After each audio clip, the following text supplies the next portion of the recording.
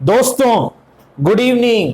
अच्छा भाई, कहने के लिए तो गुड इवनिंग है दोस्तों, लेकिन असल में एक बैड इवनिंग है जी। आपको पता है एक जबरदस्त पिटाई हुई है, बिल्कुल कल के ऑपोजिट। कल भाई तेजी हुई थी नीचे खुल के, आज बिल्कुल उल्टा भाई ऊपर खुल के मार्केट ने सभी सपोर्ट को तोड़ दिया है। बहुत ही जबरदस्त पिटाई हुई है, वन वे पिटाई हुई है निफ्टी में, बैंक निफ्टी में, स्टॉक्स में। अगर आप छोटे स्टॉक्स में जाएं या जो भी स्टॉक्स आपके पोर्टफोलियो में है, तो कहीं ना कहीं एक अच्छी खासी आज पिटाई हुई है। तो क्या ये पिटाई रुकेगी क्या, या फिर ये पिटाई और गहरा सकती है और दिक्कत हो सकती है? डिस्कस करेंगे दोस्तों, निफ्टी बैंक निफ्टी स्टॉक्स की एनालिसिस करने का प्रयास करेंगे।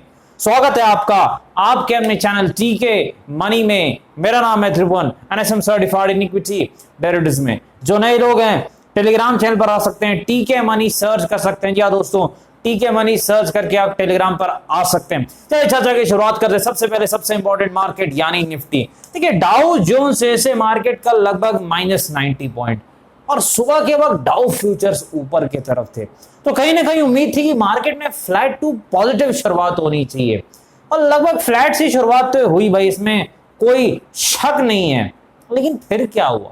पिटाई, खुलते के साथ पिटाई, और फिर 17,150 के आसपास जो सपोर्ट था वहां से एक बाउंस जरूर आया, और उसके बाद जब दूसरी बार भाई सपोर्ट पर आया तो इसने तोड़ दिया उस सपोर्ट को, क्लियरली ब्रेक किया उस सपोर्ट को। और फिर तो भाई सपोर्ट एक बार गया तो फिर बुल्स की उम्मीदें, तेजी करने वालों की उम्मीदें भी चली गई, और वन वे गिरावट वहां पर देखने को मिली है निफ्टी में।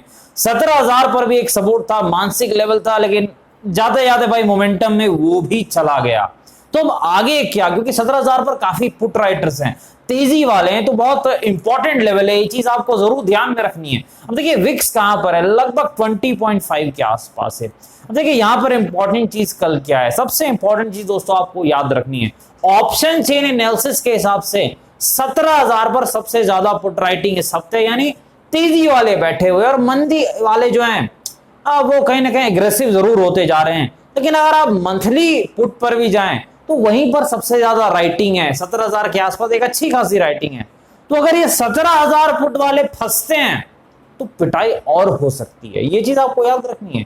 निफ्टी में अगर 17,000 वाले फंसते हैं तो पिटाई और हो सकती है। तो हमें तेजी कब करनी है, देखिए हमें तेजी कब करनी है, ये चीज हम डिस्कस करते हैं। सबसे पहले 17,020 के ऊपर, 17,020 के ऊपर, 17,020 के ऊपर निफ्टी जाता है, तभी हम तेजी के बारे में सोचेंगे, क्योंकि तब लगभग ये क्लियर हो जाएगा कि पुट राइटर बच गए हैं भाई, फंसे नहीं हैं, तो तेजी दिलाएंगे, वो अच्छा बाउंस दिला सकते हैं, 100-200 पॉइंट का बाउंस वो दिलवा सकते हैं। ये चीज आपको याद रखनी है। लेकिन अगर ऐसा नहीं होता है भाई, तो फिर 17,000 के नीचे अगर निफ्टी रहता है तो दिक्कत हो सकती है, क्योंकि जो अगला सपोर्ट है कहां पर है भाई, अगला सपोर्ट निफ्टी का, देखिए जो अगला सपोर्ट है निफ्टी का लगभग जो है वो 16,800 के आसपास है, 16,800 के आसपास है।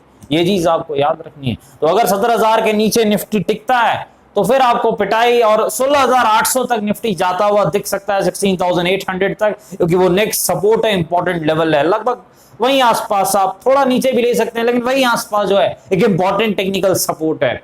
तेजी कब करनी है? 17,020 के ऊपर। क्यों करनी है? देखिए वहां पर जो है हमने डिस्कस किया पुट राइटिंग के बारे में। और दूसरी चीज, कहीं ना कहीं 17,000 एक मानसिक लेवल है, उसके ऊपर निफ्टी जाता है तो बुल्स फिर से मजबूत हो सकते हैं। और फिर जो अगला रेजिस्टेंस रहेगा निफ्टी में लगभग जो है 17,150, 17,150 के आसपास इस सपोर्ट का जिसने तोड़ा है, वही अगला रेजिस्टेंस हो सकता है निफ्टी में। ये चीज आपको याद रखनी है। अब देखिए डब्ल्यू और एम पैटर्न स्ट्रेटजी आपको बिल्कुल फॉलो करनी है।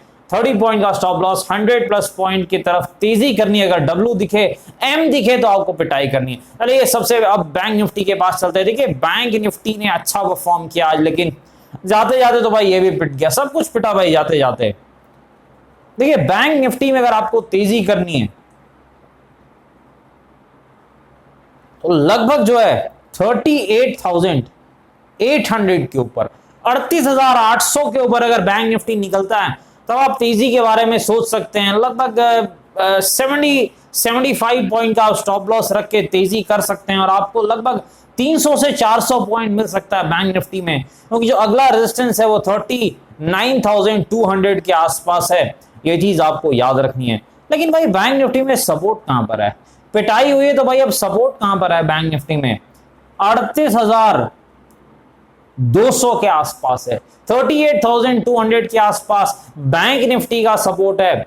ये चीज आपको याद रखनी है। यहां भी WRM पैटर्न स्ट्रेटजी आप फॉलो कर सकते हैं। स्टॉप लॉस थोड़ा बड़ा रहेगा 70 पॉइंट का, टारगेट भी बड़ा 300 प्लस पॉइंट का। स्टॉक्स के बाद चलते सबसे पहले TCS भाई, अच्छे रिजल्ट्स आए थे, आज अच्छे से पिटाई हुई, अच्छी गिरावट हुई है। रीजन आपको पता है भाई, कहीं ना कहीं जब स्टॉक्स बेयर मार्केट में रहते हैं तो अच्छी न्यूज पर अच्छी खासी जो है सेलिंग आती है, चीज देखा गया है बेयर मार्केट में। और IT स्टॉक लगभग बेयर मार्केट में चल रहे हैं।